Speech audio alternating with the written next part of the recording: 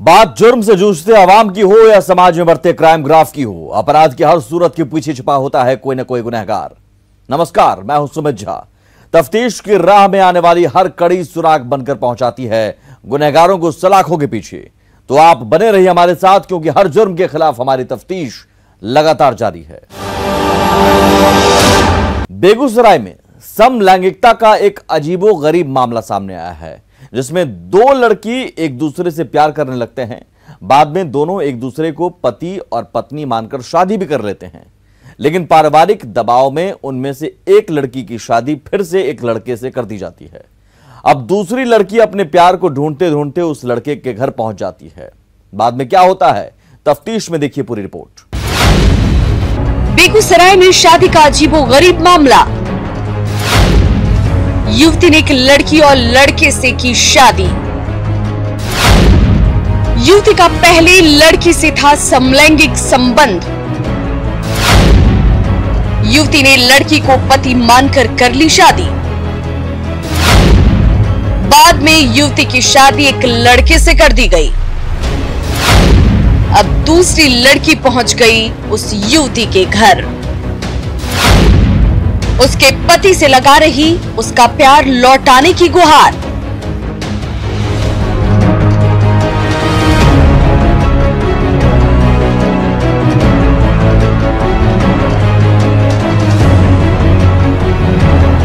समलैंगिकता पर साल 1996 में बनी फिल्म फायर और 2004 में बनी फिल्म गर्लफ्रेंड आपको बखूबी याद होगी। फिल्म फायर में दो औरतें जेठानी और देवरानी के बीच जो समलैंगिक रिश्ता हो जाता है उसे दिखाया गया।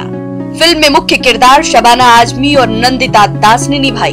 फिल्म गर्लफ्रेंड में भी लेस्बियन रिश्ते को ही दिखाया गया। फिल्म की मुख्य किरदार में थी ईशा कोपिकर और अमृता अरोरा।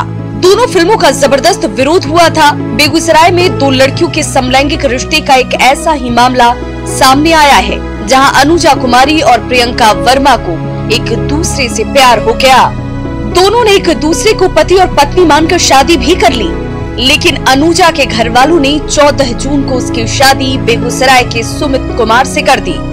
शादी के 10 दिन बाद दूसरी लड़की प्रियंका वर्मा अनुजा कुमारी के घर पहुंच गई और उससे जिद करने लगी कि वो भी उसके साथ रहेगी। सुमित के घर वालों ने इसकी शिकायत बेगूसराय नगर थाने में की। फिलहाल दोनों लड़की पुलिस की गिरफ्त में हैं। जॉब करते थे, वहाँ पे हम लोग का दोस्ती हुआ। दोस्ती होने के बाद हम लोग का दोस्ती बहुत ज़्यादा ही बढ़ गया। उसके बाद ये हम लोग यही सोच रहे थे कि हम लोग को साथ में रहना, हम लोग का कोई कभी लड़का का चक्कर नहीं रहा है। प्यार हुआ तो बस इसी से हुआ है, और हम कभी एक लड़की से मुझे प्यार ही नहीं की कि हम ये एक लड़की है या इसके अंदर एक लड़की वाला फीलिंग से बस एक लड़का समझ के इसको हम प्यार किया। कपड़े दुकान में काम करते थे, दोस्ती बढ़ा, फिर हम लोग एक दूसरे को पसंद करने लगे और एक दूसरे से प्यार कर लिया। मेरा दिल जिसको चुना उसको चुन लिया, क्योंकि हम हमेशा कभी हम लड़का के चक्कर में पड़े नहीं हैं, और जो भी पसंद किए हम अपने दिल से पसंद किए हैं और इसी को पसंद करते हैं। एक छोटे से शहर बेगूसराय के इस तरह का मामला सामने आने से पुलिस भी परेशान है। दरअसल इस कहानी की शुरुआत होती है झारखंड के चतरा जिले से। अनुजा कुमारी और प्रियंका वर्मा चतरा के एक मॉल में काम करती थी। धीरे धीरे दोनों में दोस्ती हुई और फिर प्यार हो गया। अनुजा कुमारी ने प्रियंका वर्मा को लड़का मानकर उससे शादी कर ली और पति के रूप में स्वीकार कर लिया। 2 वर्षों तक चले इस बेमेल विवाह के बाद अनुजा के घर वालों ने उसकी शादी बेगूसराय के सुमित कुमार से कर दी। शादी से पहले अनुजा ने प्रियंका के साथ के अपने संबंधों के बारे में सुमित को बताया था। उस समय सुमित और उसके परिजनों ने कोई आपत्ति नहीं जाहिर की, लेकिन शादी के 10 दिन बाद भी जब प्रियंका वर्मा अपनी समलैंगिक साथी से मिलने बेगूसराय पहुंची, तो सुमित ने अनुजा से कहा कि वो प्रियंका से दूरी बना ले। बेगूसराय मेरी शादी हो गई थी बेगूसराय में। मैंने लड़के को भी बोला कि हम शादी अभी नहीं करेंगे। लड़की को सारा कहानी पता था हम लोग के रिलेशन के बारे में, लेकिन वो बोला हम लोग को कोई दिक्कत नहीं है। आज लड़का बोलता है कि नहीं, अब तुम्हारा शादी हो गया है, अब ये सब तुम छोड़ो। तो ये सब तो उसको पहले बोलना चाहिए, तुम सोच समझ के शादी करते ना। बस यही सब मतलब। बेगूसराय पुलिस के लिए ये पहला अजीबोगरीब मामला है, जिसमें एक लड़की पहले दूसरी लड़की से शादी कर लेती है, फिर दबाव में एक लड़के से भी उसकी शादी हो जाती है। अब पुलिस के सामने दुविधा है, वो संविधान को देखे या सामाजिक बंधनों को। हालांकि दोनों लड़कियों के व्यस्क होने के कारण पुलिस ने संविधान का ख्याल रखते हुए दोनों को साथ रहने की इजाजत दे दी है। मामला ये था कि टाउन रांची अपर बाजार में किसी मॉल में दो लड़की काम करती थी। दोनों में रहते रहते आपस में समलैंगिक संबंध हो गया। दोनों एक दूसरे से शादी भी कर ली। बाद में उसमें से एक लड़की की शादी यहाँ के किसी लड़के से करवा दिया गया, किसी मीडिएटर के द्वारा। उस लड़की इसके साथ पिछले 15 जून को शादी करके फिर बेगूसराय आ गई थी। फिर उस लड़की ने अपने लड़के को, हस्बैंड को बताया कि ऐसी बात है, हमने एक लड़की से भी पहले शादी कर ली और बहुत दिन उसके साथ समलैंगिक संबंध में रहे। भारत में दो वयस्कों के बीच समलैंगिक संबंध बनाना अब अपराध नहीं है। सुप्रीम कोर्ट ने दो वयस्कों के बीच सहमति से बने समलैंगिक संबंधों को अपराध मानने वाली धारा 377 को खत्म कर दिया है। लेकिन एक छोटे से शहर बेगूसराय के लिए ये मामला वाकई में अजीबोगरीब है, क्योंकि छोटे कस्बों और गाँव में अभी भी लोग समलैंगिकता जैसे संबंधों को शहरी और बड़े घरों का कल्चर मानते हैं। न्यूज़ 18 के लिए बेगूसराय से संतोष कुमार की रिपोर्ट। रांची के तमाड़ और सोनाहातू थाना क्षेत्र में उस समय सनसनी फैल गई जब एक युवती की क्षत विक्षत अवस्था में लाश मिली। प्रेम प्रसंग के चक्कर में गर्भवती होने पर युवती की हत्या की बात कही जा रही है। युवती की हत्या 15 जून को ही कर दी गई थी। पहले से शादीशुदा होने वाले आरोपी प्रेमी ने पुलिस की पूछताछ में अपना जुर्म कबूल किया है। क्या है पूरा मामला, देखते हैं तफ्तीश में। झारखंड के तमाड़ में युवती की हत्या से सनसनी। हत्या के 10 दिन के बाद पहाड़ी से शत विशत शव बरामद। शादीशुदा प्रेमी ने दोस्तों के साथ मिलकर रची साजिश। युवती के गर्भवती होने पर मारकर फेंका था पहाड़ी पर।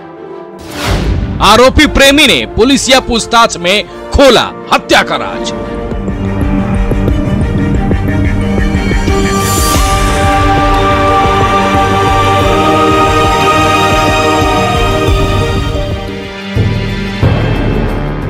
तुझे प्यार भी तेरी औकात से ज्यादा किया था, नफरत करोगे तो खुद बर्बाद हो जाओगे। जी हां, यह दास्तां एक प्रेमी जोड़ी की है जिसमें एक शादीशुदा शख्स से प्रेम करने की कीमत एक युवती को अपनी जान देकर चुकानी पड़ती है। युवती को रास्ते से हटाने में प्रेमी कामयाब तो हो गया, लेकिन पुलिस के शिकंजे में आने के बाद दुनिया की आंखों में धूल झोंकने के उसके सभी मंसूबे पर पानी फिर गया। दरअसल 3-4 महीने की गर्भवती युवती का शत विशत शव तमाड़ पुलिस ने 25 जून को तमाड़ सोनाहात सीमा क्षेत्र में मारांग बुरु पहाड़ी से बरामद किया, जिसकी पहचान तमाड़ थाना क्षेत्र के हुपुडी निवासी गुरुवारी कुमारी के रूप में की गई। मृतक युवती के परिजनों के मुताबिक तमाड़ क्षेत्र के ही जोजीडी निवासी रंजीत मुंडा के साथ विगत 2 साल से गुरुवारी का प्रेम संबंध था। वो अक्सर रंजीत के साथ ही देखी जाती थी। जब गुरुवारी घर से लापता हुई तो परिजनों को रंजीत मुंडा पर ही शक हुआ और फिर परिजनों ने तमाड़ थाने में रंजीत के खिलाफ शिकायत दर्ज करा दी। नहीं सर, उसके साथ लव हुआ था, इसलिए यार उसने किडनैप करके रखा है। किसके साथ? रंजीत के साथ। अच्छा, तुम लोगों को कितना दिन से पता था ये सब? पता तो 15-16 दिन से पहले। कब से इन दोनों का मैंने संबंध है? संबंध तो बहुत दिन से, 2 साल तो हो गया। कार में पता चलो हमारे गाँव के वाट के कहली, मुखिया के कहली जे छुआटा के खो जाए तो केकर जाक खोने कोई रख लो जे मैं रंजीत कर घर जाता हूँ, कोई रख रहे। शिकायत दर्ज होने के बाद तमाड़ थाने की पुलिस हरकत में आई और आरोपी रंजीत को धर दबोचा। हिरासत में लेकर जब पुलिस ने सख्ती से पूछताछ की तो युवती की हत्या का पूरा राज खुल गया। मतलब ये कि आरोपी रंजीत मुंडा गुरुवारी की हत्या की पूरी फुल प्रूफ प्लानिंग पुलिस को बताकर अपना जुर्म कबूल कर लिया। तमाड़ थाने में एक सूचना प्राप्त हुई थी कि एक लड़की का अपहरण हो गया है। वो अपने घर में कई दिनों से गुमशुदा है। उसके घर वालों ने एक लड़के के ऊपर आरोप लगाया था, रंजीत पाहन करके। तो हम लोगों ने उस लड़के को से पूछताछ किया। पूछताछ के क्रम में हम लोगों को जो पता चला है कि उस लड़के ने उस लड़की को पहले वो रांची में ले जाके रखा था। कुछ दिन पहले उसकी यहाँ पे हत्या करके उसके इस बगल में जो पहाड़ है, ये सोनाहातू और तमाड़ के बॉर्डर पे, कुरचुडुई और नरसिंह लोहाडी के बॉर्डर पे, वहाँ पे उसने उसको फेंक दिया है। उसी के संदर्भ में हम लोग अनुसंधान के क्रम में आज यहाँ पहुँचे हैं और डेड बॉडी को हम लोगों ने रिकवर किया है और आगे उसके पोस्टमार्टम और आगे की कार्रवाई की जा रही है। आरोपी ने पुलिस को बताया कि युवती की हत्या विगत 15 जून को ही कर दी गई थी। आरोपी की निशानदेही पर युवती की शत-विशत लाश बरामद की गई। पुलिस द्वारा तत्काल शव को पोस्टमार्टम के लिए रांची भेज दिया गया। मामले की तहकीकात को लेकर तमार और सोनाहातू पुलिस बल के अलावे बुंडू डीएसपी अजय कुमार भी घटनास्थल पर पहुंचे हुए थे। हम लोग जो डेड बॉडी मिला है पहले वो काफ़ी डिकम्पोज कर गया है, तो उसका पोस्टमार्टम कराना आवश्यक है। तो हम लोग उस प्रक्रिया को आगे करते हैं और इसमें जो भी इसमें शामिल है, जो भी चीज़ें हैं उसको हम लोग गहनता से उसकी जांच कर रहे हैं, अनुसंधान कर रहे हैं और इसमें जो भी चीज़ें आएगी वो उसको हम लोग केस डायरी में और आगे फिर बताया जाएगा। आज के दौर में प्रेम प्रसंग में पड़ने वाले युवा पीढ़ी के लिए ऐसी घटनाएं सबक है। प्रेम करना कोई गुनाह नहीं है, लेकिन अंधा प्रेम करना कितना महंगा है, ये घटना उसी की वानगी है। न्यूज़ 18 के लिए खूंटी से अरविंद की रिपोर्ट। मुजफ्फरपुर में एक युवक की हत्या से इलाके में हड़कंप मच गया। मृतक गुड्डू प्रभाकर सकरा थाना क्षेत्र के मार्कन स्थित एक निजी नर्सिंग होम में काम करता था, जिसका शव मुजफ्फरपुर बरौनी रेलवे लाइन के पास से बरामद किया गया। मृतक के शरीर पर मिले जख्म के कई निशान को देख परिजन इसे हत्या का मामला बता रहे हैं। वहीं पुलिस जल्द ही इस पूरे मामले का खुलासा कर ली जाने की बात कह रही है। आखिर क्या है पूरा मामला, देखते हैं तफ्तीश में। युवक की हत्या से हड़कंप, परिजनों ने लगाया हत्या का आरोप। शरीर पर मिले जख्म के कई निशान, रेलवे ट्रैक के पास से मिला शव।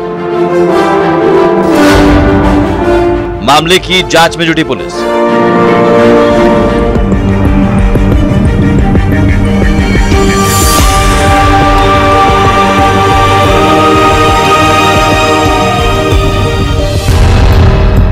नर्सिंग होम में सोए युवक का शव अगले सुबह रेलवे ट्रैक के पास मिलने से इलाके में सनसनी फैल गई। लोगों को इस घटना पर विश्वास भी नहीं हो पा रहा था कि जिसकी कभी किसी से दुश्मनी नहीं थी और ना ही वो किसी से मतलब रखता था, ऐसा क्या हुआ कि आज उसका शव रेलवे ट्रैक के पास से बरामद किया गया। यह पूरा मामला मुजफ्फरपुर के सकरा थाना क्षेत्र का है, जहां मार्कन स्थित एक निजी नर्सिंग होम में गुड्डू प्रभाकर नामक युवक काम किया करता था। बताया जाता है कि मृतक गुड्डू प्रभाकर की मौसी को कोई संतान नहीं थी, इसलिए वो अपनी मौसी के घर पर ही रहता था और मौसी के नर्सिंग होम की देखरेख किया करता था। नर्सिंग होम के कर्मी ने बताया कि रोजाना की तरह गुड्डू रात में नर्सिंग होम के रिसेप्शन काउंटर के पास ही सोया था, जो देर रात अचानक गायब हो गया। उस समय तेज बारिश भी हो रही थी। नर्सिंग होम के कर्मियों ने उसकी काफी खोजबीन भी की, लेकिन गुड्डू का कोई पता नहीं चल सका।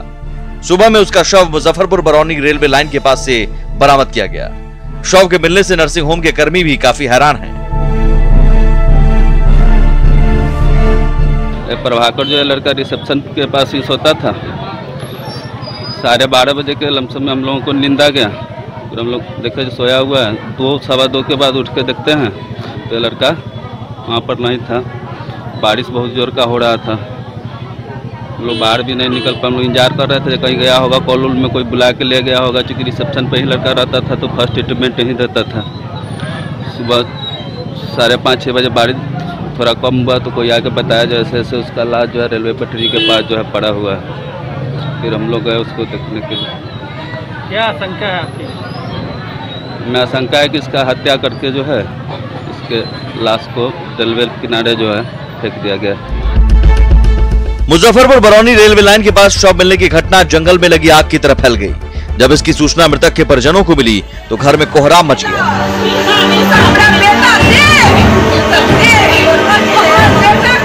परिजनों के आंसू थमने का नाम नहीं ले रहे। मृतक के परिजनों ने बताया कि गुड्डू की किसी से कोई दुश्मनी नहीं थी। ट्रेन से कटकर उसकी मौत नहीं हुई है, बल्कि हत्या की गई है। इसको किसी से कोई लेना देना नहीं था, किसी से कोई मतलब नहीं था। 12-12:30 में उठाया, पानी उनी दिया है उसका। जब दोबारा देखने गए हैं तो नहीं था। क्या लगता है ट्रेन से कट के इसकी मौत हुई? नहीं, इसका हत्या किया गया है। रेलवे ट्रैक के पास शव मिलने की सूचना मिलते ही जब सकरा पुलिस घटनास्थल पर पहुंची, पुलिस ने शव को अपने कब्जे में लिया और उसे पोस्टमार्टम के लिए भेजा। सकरा थानाध्यक्ष रामनाथ ने बताया कि पुलिस इस घटना के सभी बिंदुओं पर जांच कर रही है। उन्होंने भरोसा जताया कि जल्द ही इस मामले का खुलासा कर लिया जाएगा। परिजनों ने आरोप लगाया कि लड़का की हत्या करके कोई लाश को फेंक दिया है रेलवे ट्रैक के पास।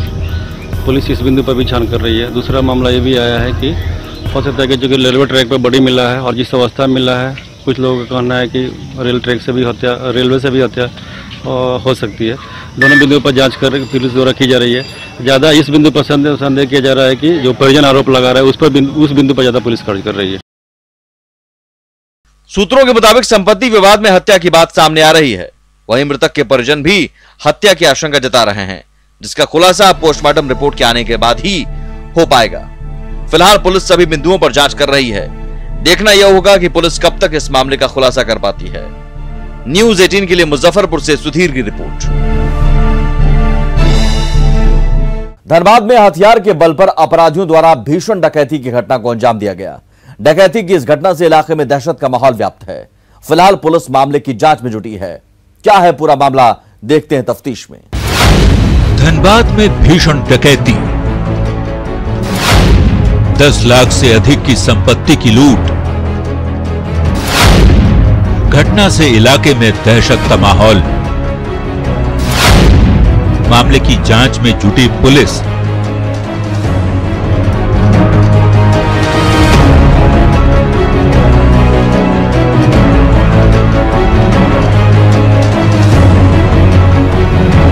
धनबाद में भीषण डकैती की घटना से इलाके में हड़कंप मच गया।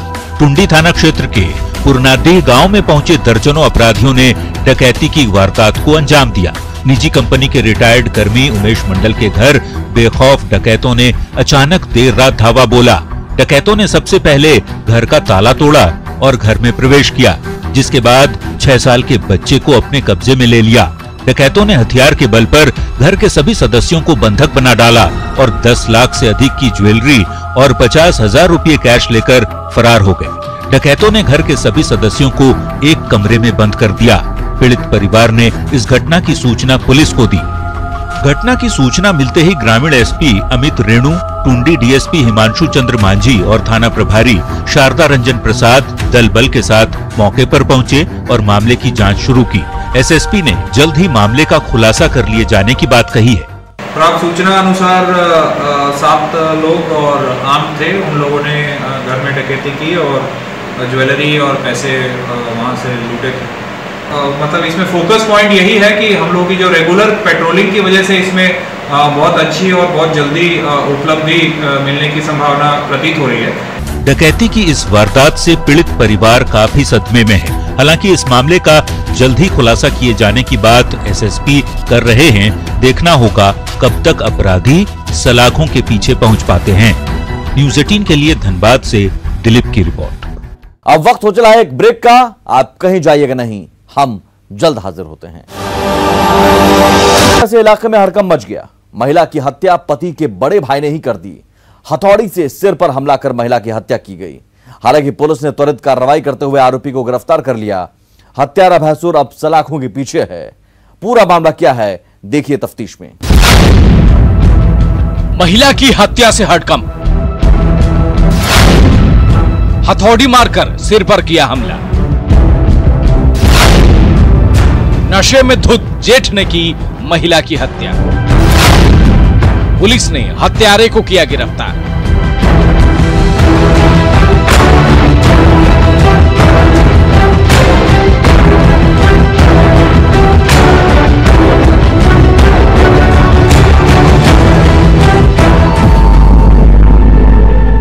एम्बुलेंस में रखा यह शव 30 साल की महिला इतवारी उरांव का है, जिसकी हत्या सिर पर हथौड़ी मारकर उसके जेठ ने ही कर दी। पूरा मामला गुमला सदर थाना क्षेत्र के ढोढरी टोली गांव की है, जहां बातचीत के दौरान हुए मामूली विवाद में महिला पर नशे में धुत पति के बड़े भाई ने हथौड़ी से हमला कर दिया, जिससे वह गंभीर रूप से घायल हो गई। आनन फानन में परिजन उसे अस्पताल लेकर पहुंचे, जहां महिला की गंभीर स्थिति को देखते हुए चिकित्सकों ने रांची रेफर कर दिया, जिसके बाद रांची ले जाने के दौरान रास्ते में ही उसकी मौत हो गई। मेरा बड़ा भाई था, मार दिया था हथौड़ी में। उसके बाद हॉस्पिटल ले आए। उसके बाद यहाँ से रांची रेफर किया। वहाँ से आधा रास्ता में डेथ कर दिया। इसका बड़ा भाई था, उसका भावा को मार के मरा दी। रांची यहाँ से साधारण रूप से ले जाते रांची रेफर हुआ था। उसके बाद डेट करके आधे रास्ते में हम लोग एम्बुलेंस नहीं मिले, हम लोग पैसा देना पड़ा 4,500 रुपया। घटना की सूचना मिलते ही हरकत में आई पुलिस ने त्वरित कार्रवाई करते हुए आरोपी जेठ वीना उरांव को गिरफ्तार कर लिया। एसपी एचपी जनार्दनन ने बताया कि इस घटना का मुख्य कारण आरोपी के नशे में होना है। एसपी ने बताया कि आए दिन शराब के नशे में आपराधिक घटना को अंजाम दिया जा रहा है। अवैध शराब पर रोक लगाने के लिए पुलिस लगातार कार्रवाई भी कर रही है। फिलहाल हत्या के इस मामले में आरोपी जेठ को गिरफ्तार कर पुलिस आगे की कार्रवाई में जुट गई है। जो भैंसोर उसको मारा है वो पुलिस की कस्टडी में है। उनसे पूछताछ किया तो उन्होंने यही बताया कि सर दारू पिया था और नशा में कुछ बात को लेके बाताबाती हो गया, उसी में गुस्सा आकर के वो उसको मार दिया है। यहाँ पे थोड़ा दारू पीने का कल्चर बहुत है और छोटा बात पे लोग बहुत हिंसक होने का भी एक ट्रेंड हम लोग यहाँ गुमला में देख रहा है। इस ट्रेंड को काटने के लिए पुलिस की ओर से पब्लिक को जागरूक करने का कोशिश हम लोग किया जा रहा है। बार बार जहां इलीगल दारू बेच रहा है वहां पर भी हम लोगों के द्वारा छापामारी करके पब्लिक को जागरूक करने का काम कर रहा है। गुमला जैसे आदिवासी बहुल इलाके में यह पहली घटना नहीं है। इससे पहले भी मामूली विवाद को लेकर इस तरह की वारदात को अंजाम दिया जा चुका है, जो एक सभी समाज के लिए बेहद चिंता का विषय है। न्यूज़ 18 के लिए गुमला से सुशील की। अपराधी चाहे लाख शातिर हो, तफ्तीश की दिशा अगर सही है तो बच नहीं सकता कोई गुनहगार सलाखों के पीछे जाने से। तो पुलिस चाहे सोई हो, मुजरिम चाहे कोई हो, आप बने रहे हमारे साथ, क्योंकि हर जुर्म के खिलाफ हमारी तफ्तीश लगातार जारी है।